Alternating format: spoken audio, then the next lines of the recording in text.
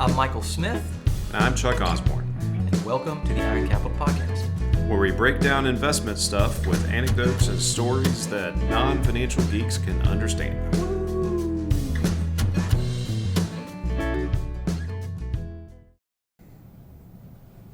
Hey, this is Michael. And this is Chuck. This is Wednesday, May 3rd, 2023, the second episode of the Iron Capital Podcast. Woohoo! Yes. All right, so let's get to it. Chuck, what's on your mind today? Recession, Michael. Recession is on my mind. So that's not very fun. No, it's not fun at all. It's depressing. But that's what everyone keeps talking about. It's like, are we going into a recession? And there are many pundits who will just tell you with all certainty that we have to be going into a recession. Maybe the most depressing thing is we've been hearing this for 18 months straight. It does seem like we have been hearing it for a long time. Ready for a new movie. Absolutely. Well, there's a couple questions here. First, real quickly, what is a recession? Well, the textbook answer for a recession is 2 quarters in a row of negative GDP growth. That's always been the definition that people have used in the industry.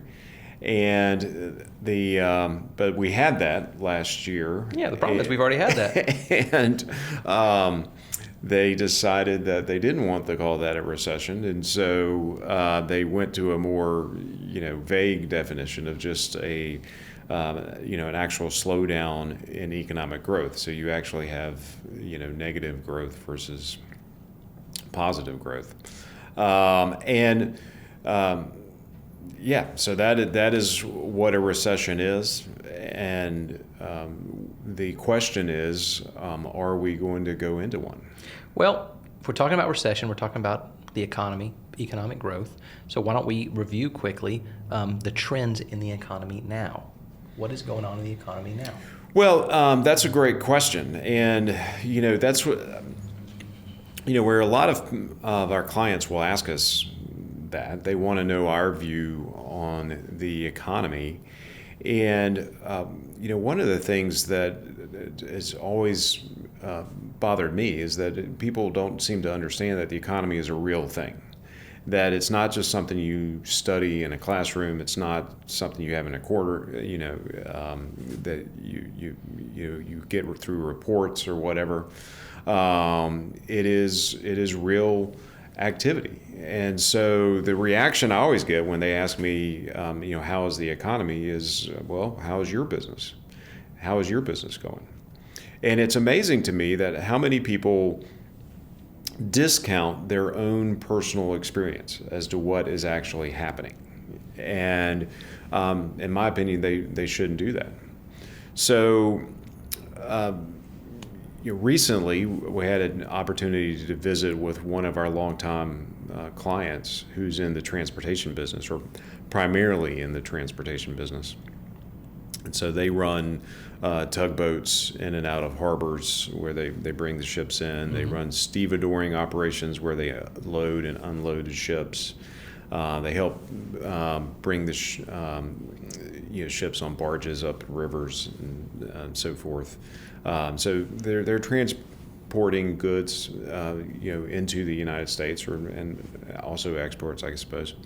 And so I always kind of laugh when they ask me, what's going on in the economy, because they would know long before I do. I mean, we have to wait for a report to come out. I mean, they see it right there in real time, what is actually happening in terms of the products that are being moved around the country. And so we talked to they have a location in Norfolk, Virginia. We talked to them, and their response to that question, how's your business, was that we're busy. Last year was a record year for them, the most that they had ever done. And this year they are anticipating about 1% growth from a record year. Now that's slow growth, but it's growth, and it's off of a record year. On top of a record year. On top of, right. And so that's not a recession. That doesn't feel like recessionary. No, not at all. And so we actually talked to their CFO of that same company and asked him how business was going. It was funny because he had a little bit of a different response. Right. Let's say the CFO means chief financial officer. Right. So he's the chief financial officer of the company, and his response was, well, with the interest rates going up because the Fed has been raising interest rates, they are now having to really pay attention to how much it costs them to borrow money if they want to go out and acquire another company. And so that is going to have an impact on them potentially in terms of how many deals they might do this year. And so, his view was a little different than the folks in the field who were just talking about the products that were being moved back and forth. The actual business of the actual business, right. So the day-to-day business versus, growing the business through acquisition or what have you. And then you actually had the opportunity to go to the location in New Orleans. Yeah. And you asked them the same question. I asked them and how their business was doing, and they said it was slow, but mainly because a big piece of their business had to do with the shipping of grains. A lot of that would come in from Russia. Right. And so the from them specifically, the invasion of Ukraine had stopped that from coming in. Now that's not the economy as that's not a recessionary per se. That's an outside force, right? So no, absolutely, and it's very interesting that you got one business and you get three different answers as to what's happening within their business, and I think it's very telling of what's happening with the economy as a whole right now. And so, the reason all of these pundits think we're going into a recession is because the Federal Reserve has been raising interest rates. Mm-hmm. And we've gone from basically 0 to now 5%. And in the overnight rate that they actually have control over, and that impacts all interest rates. The question is, does that actually impact the real economy? Yeah. And how does that impact the economy? There's this just belief in Wall Street that if the Fed raises rates, we're going into a recession. Period. There's no way around it. Period. We must have a recession. Right. It just must happen. Like night follows day. Fed raises rates, you have to have a recession. But do we? I mean, is that true? So I go back to a quote from Albert Einstein. It's one of my favorite quotes. He says that if one really understands something, then he should be able to explain it simply. All right, and so many times in our business, and this is probably true in all businesses, I think the experts are more worried about being perceived as an expert than they are to actually explain what is happening so that people can actually understand what they're saying. Mm-hmm. Their own ego gets in their way in terms of interpreting things. So no one really sits down and talks about, okay, well, how does the Fed actually impact the economy by raising interest rates? All right, and so you think from a consumer standpoint, interest rates, all that is that's the cost of borrowing money. Mm-hmm. So if somebody goes out and borrows money for whatever, they have to pay the money back plus interest. And so that's what interest rates are. It's the cost of borrowing money. Mm-hmm.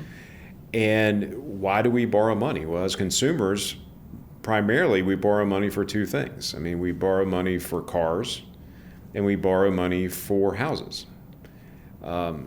Everything else that we do, hopefully, if we're being responsible, if we're doing the right things financially, then we're not borrowing money to go out to dinner. We're not borrowing money to buy a new shirt, or to, hopefully you're not even borrowing money to do a family vacation, or whatever it is that we're doing. All the day-to-day living does not involve borrowing money. Mm-hmm. And so therefore, the day-to-day living really is not impacted by interest rates. So that's the consumer, and that's 70% of the economy is consumer spending. So there's a huge chunk of the economy just right there that is not actually impacted directly by interest rates. Yep. Then you look at a business. Okay, why does a business borrow money? Well, similar to the consumer, it's for big items. It's not for day-to-day expenses. At least one certainly hopes you're not working for a company that has to borrow money for day-to-day expenses. That company won't be around very long. If you do, you might want to get your resume out, because that's not a good recipe. Mm-hmm. But companies will borrow money to build a new factory, to buy heavy equipment. But in today's economy, most of what they borrow money for is for mergers and acquisitions. That's true. Yep. All right. So, which is different than where we were historically. Oh, absolutely. We've seen an enormous change in the economy from being we're such a tech-heavy economy now, right, versus being an industrial-based economy. Yeah, tech and services. Yeah. And so the way that changes the impact of, even if you look at, because the reason that talking heads they're looking back at history and saying, well, historically these had a bigger impact, right? You were buying these industrial things, right? Whereas, what does Google need to borrow money for? There's no doubt. I mean, even in the 1980s, which I say even, I mean, that was long time now, a long time ago now, but but it, in the grand scheme of history, it wasn't that long ago. Yeah. But in the 1980s, the economy was far more impacted by interest rates, because it was a heavily manufacturing-driven economy, and manufacturers are going to be very capital intensive, which basically means they need a lot of machines. They need a lot of things that cost a lot of money, things that you will typically borrow money for. I mean, just like a consumer will typically borrow money to buy a car or to buy a house, a company is going to typically borrow money to buy a factory, build a factory, really heavy equipment, all of those kinds of things that are huge expenses, they're going to borrow money for. And so interest rates impact that. But to your point, the majority of the economy today is either services or technology. These are far less capital intensive than in the past. And really what happens is most of the borrowing that's done, to the extent that they need to borrow money, is for mergers and acquisitions. And so, and that's what we saw with our own client, who said that, basically, to the extent that their business is being impacted, then you really, it is because of mergers and acquisitions. It's because they're not able to do as many business deals. So we think about, how does that actually impact the economy? All right. So, we judge the economic activity through what we call GDP, or gross domestic product. So it's basically everything that's created. So let's just say you have a company, I have a company, we're both making stuff. All right. The stuff that we make gets included in GDP, how much ever stuff that we make. Now, if we end up merging and becoming one company, we're still making the same amount of stuff. Yeah, the amount of stuff being made is roughly the same. Yeah, absolutely. The amount of stuff being made is roughly the same. And so that really doesn't add to growth the way people think it does. And now it's great for the individual companies, because if you're the owner of the company that's being purchased, that's a big payday for you. And if you're the owner of a company that is, being the purchaser, then now you have a company that's You're a bigger company. much bigger. And everybody likes being part of a bigger company, generally, if you're in management. Right. And so it's great for the owners. It's also great for Wall Street. This is the majority of what Wall Street does. I mean, so in Wall Street, you can really break it down to two different groups. You've got money managers, people who are investing, in companies that are already public, stocks that are already out there, bonds that are already out there. And then you've got the investment bankers whose job it is to raise capital for mergers and acquisitions and, take companies public and all of those kinds of things. And so this is really where I think we get this negative view of the economy right now, is the fact that people are being, they're focusing on themselves. All the experts that you hear talking about how bad the economy is, well, their personal economy is bad. They're in finance. Right, exactly. They're in finance. They do investments. They could be connected somehow to investment banking. Right. They're a CFO Yeah. who is not doing as much. Right. So all of those people have a direct negative impact on their actual world, on what they're seeing. Right, and so their psychology, they're seeing the world from a glass that's half empty. They're making less money Right. this year than they were last year. Yeah, and think about why that is. So part of it, again, half of Wall Street, maybe more than half, is managing money. So last year we had a bear market. All right, and money managers' income is tied to the assets that they are managing. If asset values and go so down, when asset values go down, their revenue goes down. Mm-hmm. So they are experiencing a recession. yeah, that's right. Then the other side of that is the investment bankers. And as interest rates have gone up, the cost of capital goes up. So the cost of borrowing money has gone up. And when it costs more to borrow money, there's going to be fewer business Less deals. and that's going to hurt investment bankers. Mm-hmm.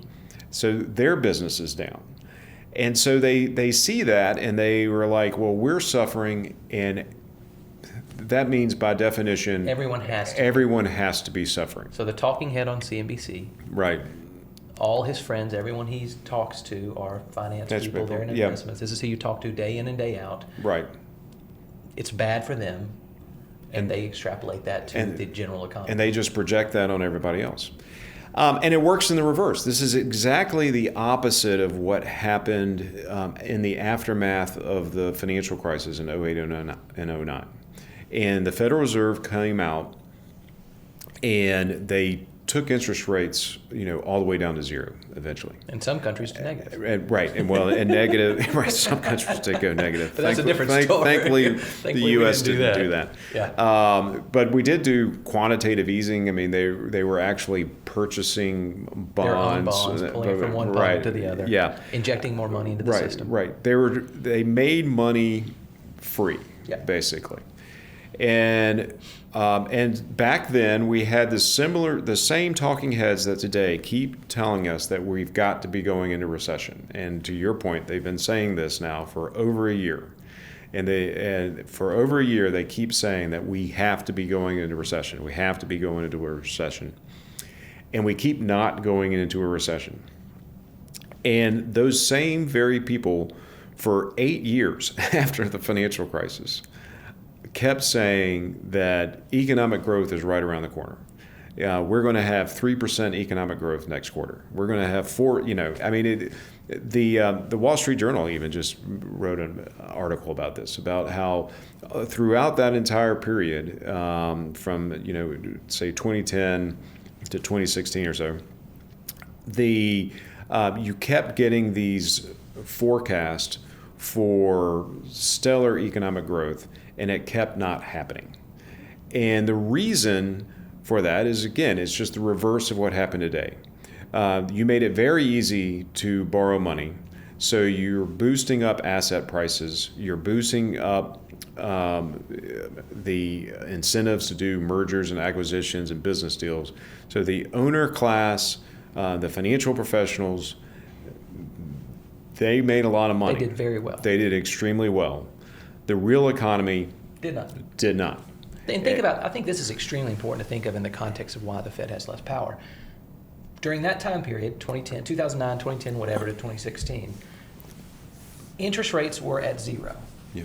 And if the Fed had an unbelievable amount of power on the overall economy, then that should mean that economic growth would have been through the roof.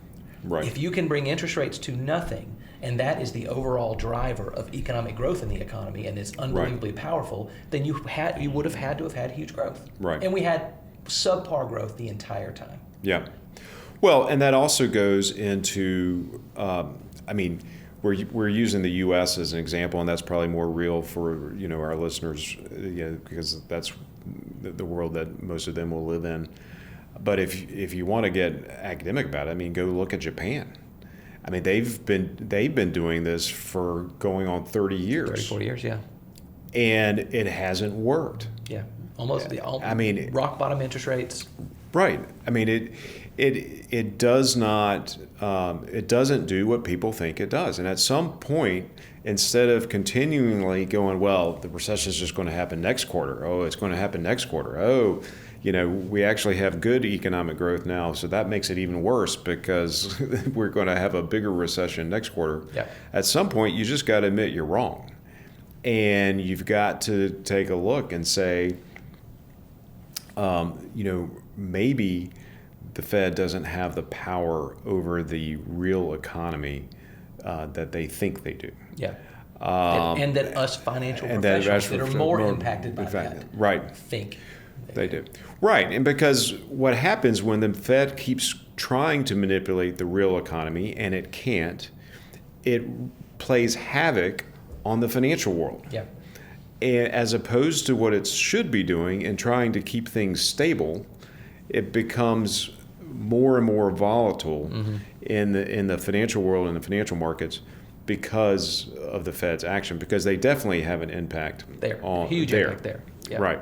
And so that's the big problem.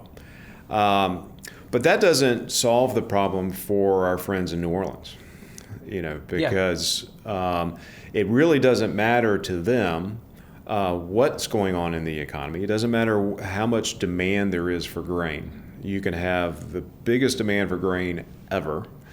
It doesn't matter what interest rates are. We could take interest rates all the way back down to zero. If the federal government says we're not bringing Russian grain into the country because of the war and political reasons, and let me just back up just a second. That may be absolutely the right thing to do. Yeah. I'm not saying that it isn't the right thing to do, decision. But we're just talking about the economic impact of that decision. You understand that when the government makes a rule, that is a structural barrier that you cannot get past. Yeah. All right. And so at that point, it does not matter what interest rates are. It doesn't matter, again, what the aggregate demand is. You now have a rule that says, no, we're not doing this because we've made it a regulation. Yeah, let's think about what we're saying here, right? What we're saying is interest rates, the impact thought from interest rates they're overstated, right? The impact on the economy from interest rates are overstated. Yep. But what is often very understated is the direct impact of regulation on economic growth and how utterly important that actually is. Yeah, absolutely. And this, the problem we have in our world today is that this is a tough conversation to have. It is not a conversation that fits well in our narratives. Now, even starting from like an academic economist standpoint, it's not a conversation that they want to have, because in the economic community, they are absolutely fixated today with making sure that everything is quantitative. They want everything to have a number tied to it. So they will do tons of research on interest rate levels. They'll do research on taxation because those things are numbers. and they can sit there and create mathematical formulas and say, see, this is the impact that these things have. And that's what the economic community wants to do. It is very challenging, if not downright impossible, to put a concrete number on regulation. Now, people will attempt to do it. Yeah. But these are estimates at best. It's very hard to be precise as to what the actual dollar impact is. And so from an academic standpoint, it's very difficult to really get any economists to really drill down into the impact of regulation. On a popular level, the problem with regulation is that it can't be all or nothing. Yeah. It can't be all or nothing. Yeah. All right, because no one in their right mind wants to live in a world where the government controls absolutely everything and you have no freedom whatsoever. And no one in their the right opposite of that is bad too. Right, and no one in their right mind wants to live in the wild, wild west where there are no rules and anyone can do anything. I mean, so those are not reasonable options. Mm-hmm. But those are the arguing points. But that's right. So that's that means that you're not going to hear about this on MSNBC or Fox News because you can't. Yeah, because right. It's either you are all for all regulation or you can't. There's no regulation. There's no nuance, and Right, and the entire conversation about regulation is nuanced. Yeah. And so and nuance is not done very well today in our society. So it makes it very difficult. But here's what we can do. We do know, going all the way back to 1962, Milton Friedman pointed out in his book, Capitalism and Freedom, that there is a direct correlation between how regulated a society is and the amount of inequality in a society. Okay, so ultimately, that's the thing that is really driving our conversation today. You think about what's going on in our world, okay? The interest rate movements, the trying to control the economy through the Federal Reserve, this is benefiting and or hurting the owner class and financial professionals, other very highly compensated people. Mm-hmm. Okay, it is leaving behind rank and file, normal, everyday folks. And we saw that post. And we have seen crisis. that. Right. Well, we've seen it, and we have seen it for the last 23 years. Yeah. Starting in 2000, and when the Fed, first, decided to lower interest rates in response to the tech bubble bursting, and this entire period, we have seen that. The only exception to that, when we actually had, for a brief period of time, most economic growth actually going to the salaries and pay of real people, rank and file people, was between 2017 and 2019, before the pandemic. And the reason we saw that is because that was the only period since the 90s when we had actual reform from a regulatory standpoint. There was a rule put in place that said for every new regulation you had to get rid of two, so you had to consolidate, you had to streamline, you had to make the rules make sense. Mm-hmm. You can't just keep adding new rules on top of all the rules that already exist. And on top of that, we also got some corporate tax reform, which everyone had been saying was needed for forever. Mm-hmm. In the U.S. And those two things drove economic benefits to normal people, mm-hmm. rank and file folks. And so that's one of the things that I think at some point we got to start thinking about. We've got to start thinking about what really drives the economy and how do you actually help the everyday person. And ultimately, what history has shown us is you can't do that through Fed policy. Yeah. It's not, and this is going to continue to be a frustration because you've got the Fed again fighting inflation. They are obsessed with trying to raise unemployment, and interest rates don't really have an impact on unemployment. Yeah. I mean, they don't. I mean, maybe in the long term, one could argue that they have an impact if some business doesn't get founded today. Yeah. But let's face it, that's not very likely.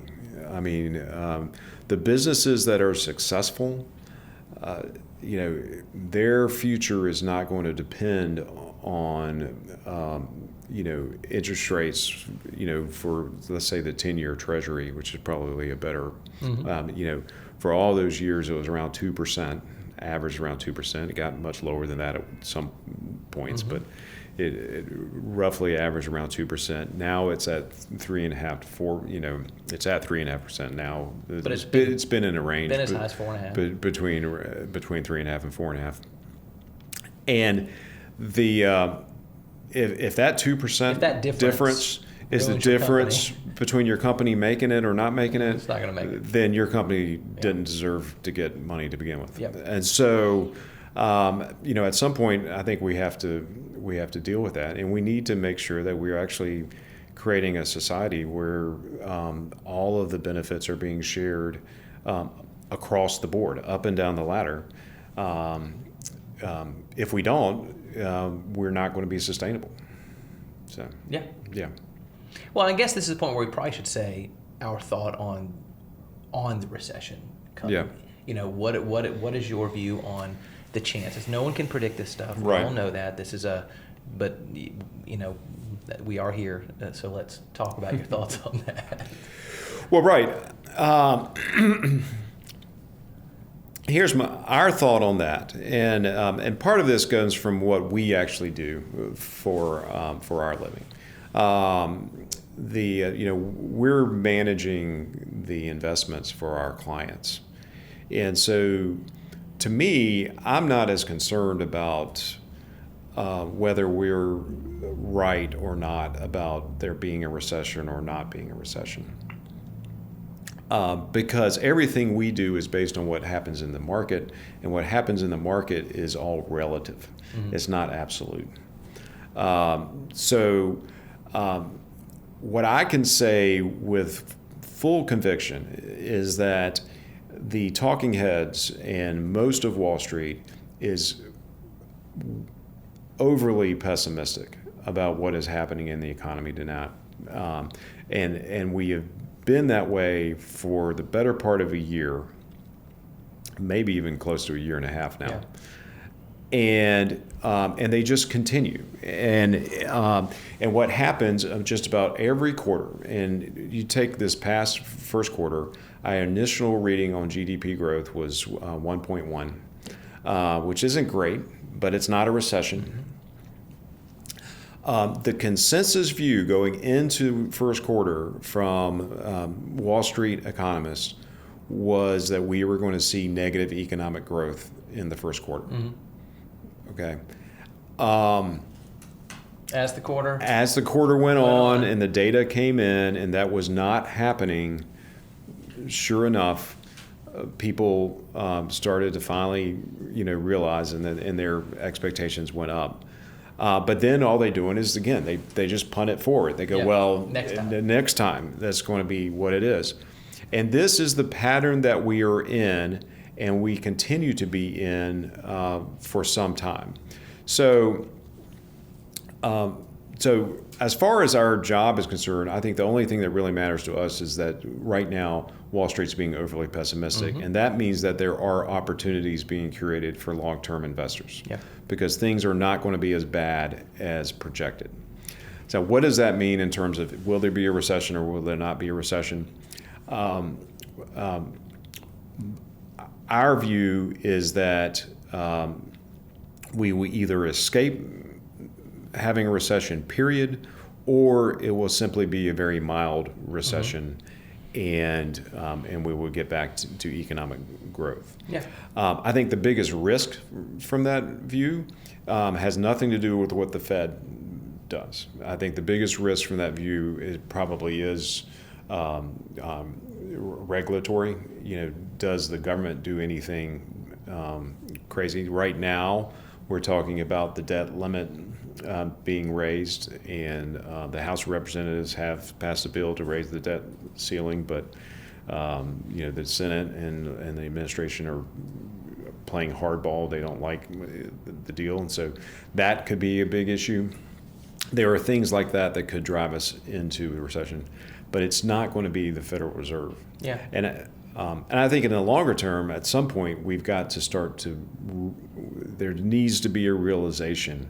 It goes back to one of my favorite quotes from Keynes, is that the problem is never coming up with new ideas. The problem is letting go of the old ones.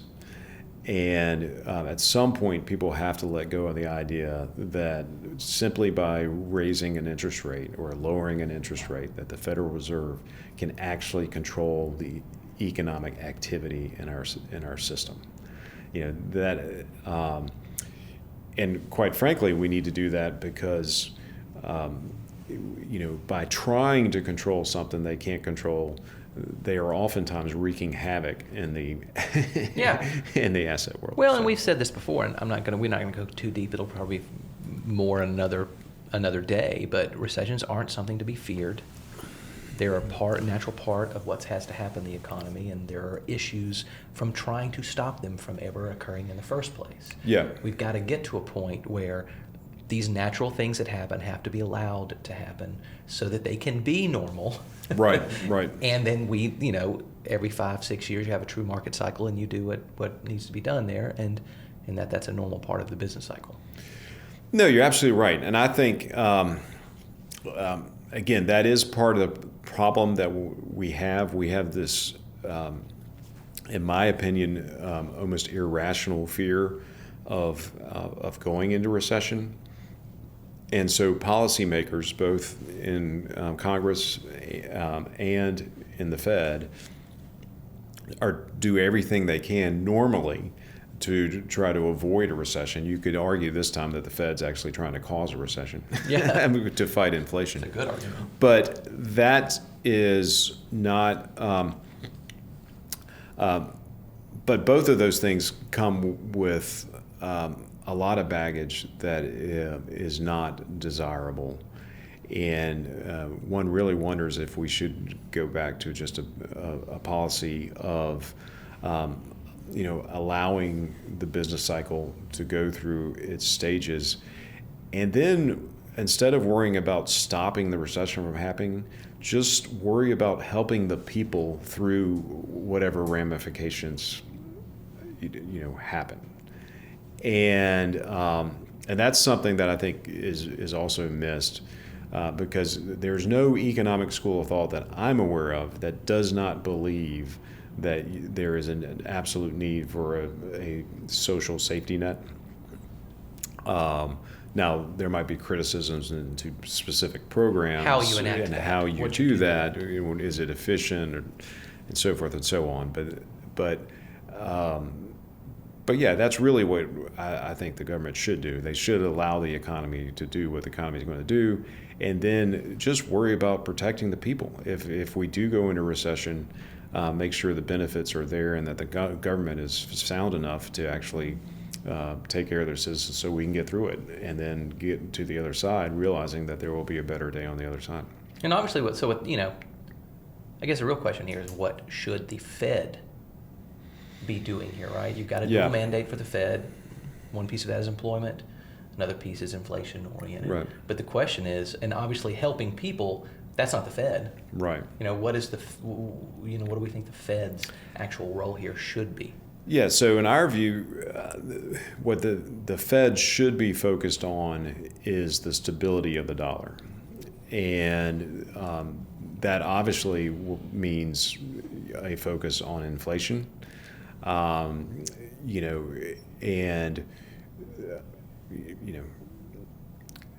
it should go without saying, but it's pretty obvious that we wouldn't be in the inflationary environment that we're in, most likely, if the Fed had not been trying so desperately to stimulate the economy previously. But the Fed should worry about the dollar being stable, and they should worry about the in terms of inflation, but also in terms of relative to commodities, relative to other currencies. And if you create a stable currency world, then that provides a lot of help and support to the financial markets in the long term, and you're just going to have less volatility. You're going to have less of this constant crisis and manipulation, overreaction, and so forth. Overreactions, reactions. Right. Yeah. All right. Well, I think we're getting close to the end here. Probably All need right. to. So that's, that's the end of episode 2. Woo! Woohoo! We will we'll say bye-bye now, and we will talk to y'all later. All right.